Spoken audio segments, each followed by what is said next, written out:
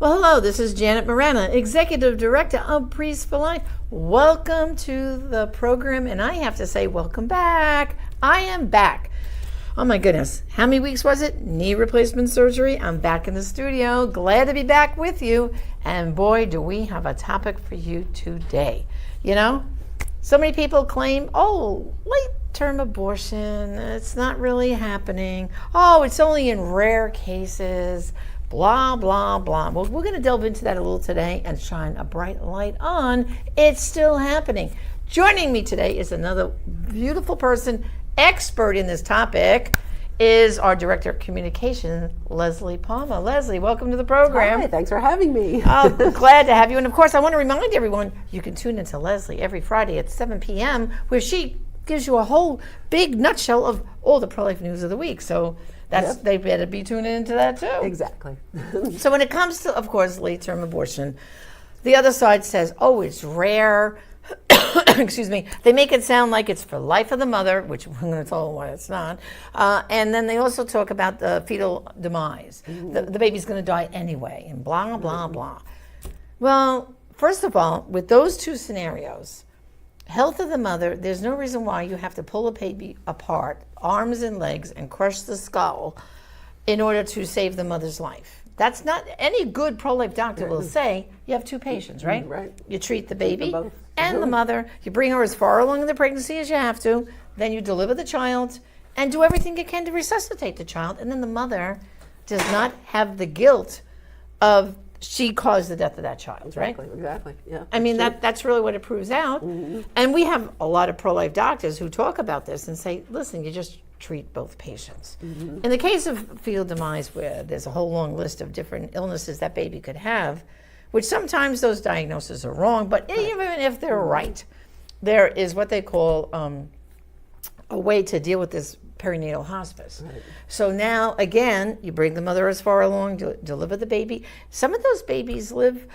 for a few hours, a few minutes, whatever it is. They name the baby. Right. They have a proper, even a clergy person could be there and baptize the baby. Right. If they have other children, the other children get children to meet are there. Them. Yes. And we even knew a family, the guy used to work here, the Smith family. Right. Beautiful story. And that baby lived for, all the brothers and sisters got to hold the baby. Right. Yeah. They had a proper burial and funeral. Mm-hmm. They still go to the gravesite of their little brother who passed. That's a beautiful way to do it. It is. And yet, the other side makes it sound like this is a wonderful thing that happens. And the problem is, too, it's not just those cases. They're doing late-term abortions on healthy babies of healthy mothers, right? Exactly, yeah. And I think, this is a little, but you got to understand what happens in a late-term abortion. Mm-hmm. And you have one of our good pro-life doctors who used to perform these abortions. Right. Yep. I want you to read in his own words, him describe what it's like to do one of these late-term abortions. This is a second trimester. So this is former abortionist Anthony Levatino, Dr. Anthony Levatino. He's now a passionate pro-lifer. He's part of the Silent No More awareness campaign, and he's one of our medical advisors here. This is how he described a second trimester abortion. A second trimester D&E abortion is a blind procedure. The baby can be in any orientation or position inside the uterus. Picture yourself reaching in with a clamp and grasping anything you can. At 20 weeks gestation, the uterus is thin and soft, so be careful not to perforate or puncture the walls. Once you have grasped something inside, squeeze on the clamp to set the jaws and pull hard, really hard. You feel something let go, and out pops a fully formed leg about 4 to 5 inches long. Reach in again and grasp whatever you can. Set the jaw and pull really hard once again, and out pops an arm about the same length. Reach in again and again with that clamp and tear out the spine, intestines, heart, lungs. The toughest part is extracting the baby's head. The head of the baby that age is about the size of a plum and is now free-floating inside the uterine cavity. You can be pretty sure you have hold of it if the clamp is spread about as far as your fingers will allow. You will know you have it right when you crush down on the clamp and see a pure white gelatinous material issue from the cervix. That was the baby's brains. You can then extract the skull in pieces. If you have a really bad day, like I often did, a little face may come out and stare back at you. That is horrible. That's horrifying. Horrifying. Horrifying for the baby, but now also bad for the woman, because you heard what he said. The uterine wall is very thin, and there have been cases of perforated uteruses. Oh yeah, we read about perforated uteruses all the time. Exactly. and then I've even heard where they nick the bowel and Right. all kinds of complications. In fact, one time I was in an emergency room in New Jersey with a family member, and then the next cubicle, because they only have a curtain separating you, was a woman who came in, a young girl from an abortion clinic nearby, and she was hemorrhaging. And they said, well, you got to sign this paperwork. And she goes, well, what's wrong? What's wrong? Well, we might have to do a hysterectomy, and it looks like we might have to even do a colostomy because it looks like he nicked your bowel. Wow. And this was a young girl. I mean, she was a Hispanic girl, maybe about 20, 21. Yeah. And her whole reproductive system was going to go out the window because of this abortionist who messed up. Yeah. And this happens, this All the is time. not rare. No, this not- is no. commonplace. Now, that was second trimester, but what I want to say too is, and we know there's a Dr. Santangelo who operates in Washington, D.C., and of course, he was the one responsible for those 5 babies that were really almost in the 30 weeks and beyond, that he was killing them.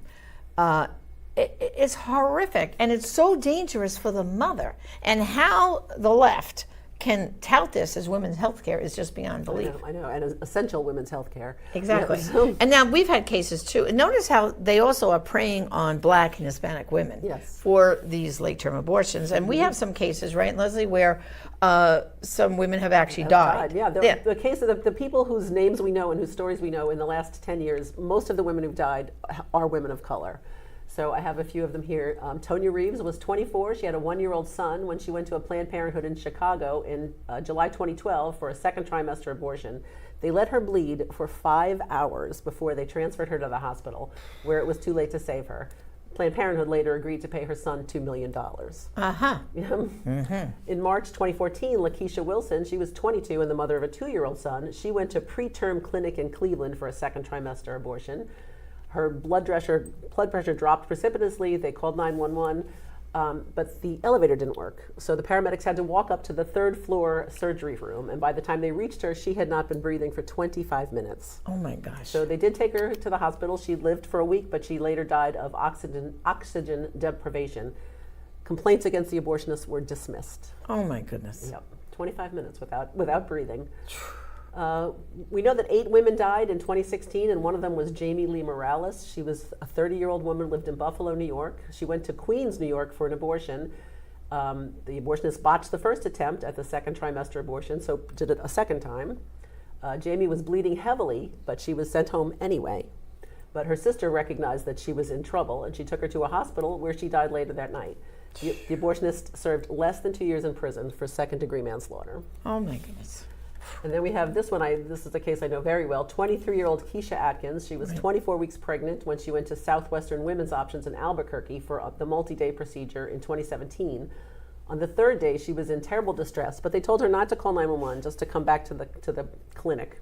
So she did. She was unable to breathe. Her heart was racing. The abortionist let her suffer in that condition for hours before transferring her to the University of New Mexico Hospital, where her baby, who had been dead in her mother's womb for days, was finally delivered. Oh my goodness. Keisha's last words to her own mother were, I think I'm going to die. And the university and the abortion business had to pay Keisha's family $1.26 million for her death.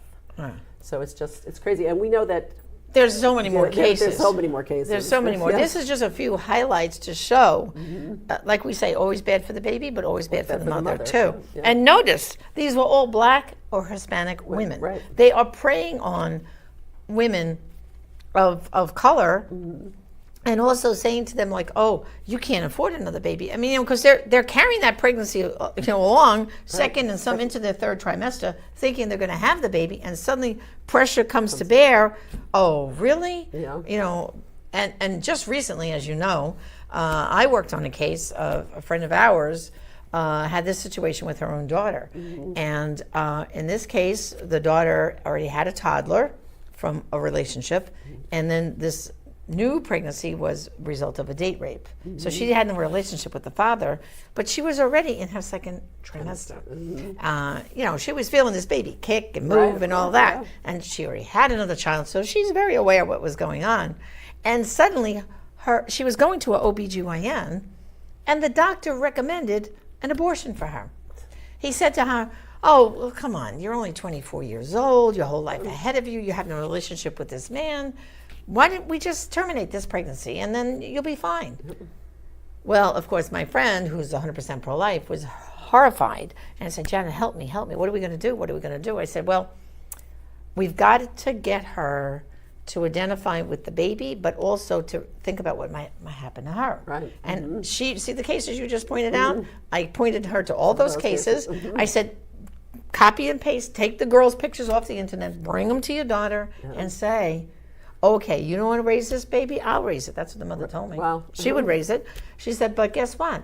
You may not be here to raise your toddler, the little kid you have now, because look what happened to these girls. So she kept at her. We kept at it for a couple of weeks. And sure enough, she agreed to switch doctors. We got her with a pro-life doctor, praise the Lord. Thank God. And just last week, a beautiful 11 pounds, 11 ounce baby girl was delivered. Beautiful. 11 pounds, 11 ounces. And can you imagine, when this doctor, and my friend and I, we kind of talked about it, how big was this baby on the ultrasound when this doctor was pushing termination? Right. She said, oh, Janet, the baby was over 5 pounds. Can you imagine, brothers and sisters, going in like this procedure said and killing this baby, pulling it limb from limb?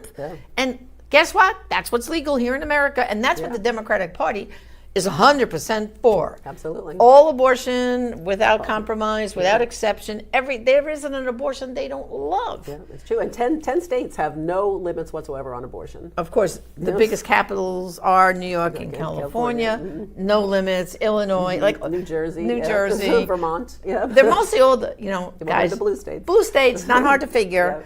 And of course, a lot of the red states have great protections. But what you have to understand is that they are touting this as women's health care, and that it's your right and this and that and that. But look what can happen. Look what can happen. And then that mother has the guilt that she destroyed the life of her child. And I know that from, as you know, from Silent No More. You listen to the stories, they're horrific. And you can go to abortiontestimony.com, read those stories if you don't believe what Leslie and I are telling you. They're horrible. Yeah, it's out of the mouths of the women themselves. They'll tell you. Exactly. I guess you don't know when you're going for an abortion how you're going to feel afterward. And some people, they were completely leveled by the guilt and the remorse. The guilt and everything. Well, and we do have information on our Priest for Life website, right? If they go there, is there a special web page? Is what priestforlife.org, I think, /late term. Late term. Yes, that's right. Yeah, and you go there, and the stuff that Leslie told you just now, we got that and more. We also have pictures of babies in the uterus at all 9 months, and then we also have pictures of those babies after these abortionists have chopped them up and pulled them out and killed them. Brothers and sisters, it's up to them really to sound the alarm, because the other side makes it sound like, oh, it's rare and it's only for fetal demise only and for the blah blah blah. Most exceptional cases. But even Guttmacher Institute, which is a big pro-abortion think tank, they did a study several years ago now that came out with the absolute fact that late-term abortions are not happening for fetal demise and for the life of the mother. They're happening for all sorts of reasons. Young women wait too long. Right. There's all kinds of reasons people are having very late abortions. So it absolutely is happening. Well, and we do have to put an end to this. We do. And I think if we sound the alarm, we do have a pro-life Congress right now and a pro-life president. I think we can make some progress in stopping late-term abortions. Absolutely. We can't miss this opportunity. No, we've got a little window here, and we better jump on it. Well, Leslie, thank you so much. Well, thank you so much for having me. Yeah, it's great. I'm so glad to have you back. Yes, I'm glad to be back. We should have played that song, welcome back. Well, brothers and sisters, this was a tough topic, but, it's up to you. Please go to our website, priestforlife.org/late term. Get involved, spread the word, get out on social media, use all the facts we told you, because we can change hearts and minds and wake everyone up that, yes, it's still happening here in America. Healthy babies and healthy mothers. Thanks for joining us, and remember, there are some abortions only you can stop, and therefore, some lives only you can save. Join us again next time. Thank you, and God bless.